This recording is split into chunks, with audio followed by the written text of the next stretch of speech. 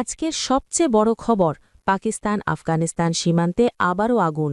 পাকিস্তানের বিমান হামলার পর আফগান তালেবান সরকার থেকে এসেছে কঠিন বদলার ঘোষণা। বলা হচ্ছে এই আগ্রাসনের যথাসময়ে উপযুক্ত ও পরিমিত জবাব দেওয়া হবে। সীমান্তে উত্তেজনা চরমে, যুদ্ধের ছায়া। গতকাল রাতে ও আজ ভোরে পাকিস্তানের বিমান বাহিনী আফগানিস্তানের নাঙ্গারহার ও পাকতিকা প্রদেশে একাধিক বিমান ও ড্রোন হামলা চালিয়েছে। পাকিস্তানের দাবি, এগুলো ছিল তেহরিক-ই-তালেবান পাকিস্তান বা টিটিপি এর ৭টি ক্যাম্প ও আস্তানা লক্ষ্য করে। কিন্তু আফগান প্রতিরক্ষা মন্ত্রণালয়ের অভিযোগ, এই হামলায় বেসামরিক নাগরিক, নারী ও শিশুসহ অন্তত ১৭ জন নিহত হয়েছে, আরও অনেকে আহত। হামলা হয়েছে ধর্মীয় স্কুল ও বাড়িঘরে।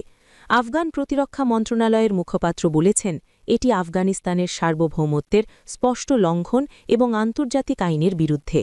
পাকিস্তানি সেনাবাহিনীকে এর দায় নিতে হবে।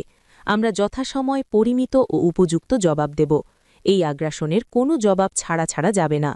এদিকে আফগান তালেবানের উচ্চপদস্থ নেতারা জরুরি বৈঠক করেছেন। সূত্রের খবর, প্রতিশোধমূলক অভিযানের পরিকল্পনা চলছে। গত অক্টোবরের মতো আবারও সীমান্তে পাল্টাপাল্টি হামলা শুরু হতে পারে। পাকিস্তান বলছে, আফগান মাটি থেকে টিটিপি হামলা চালাচ্ছে, তাই এটা সেলফ ডিফেন্স, কিন্তু তালেবান অস্বীকার করছে।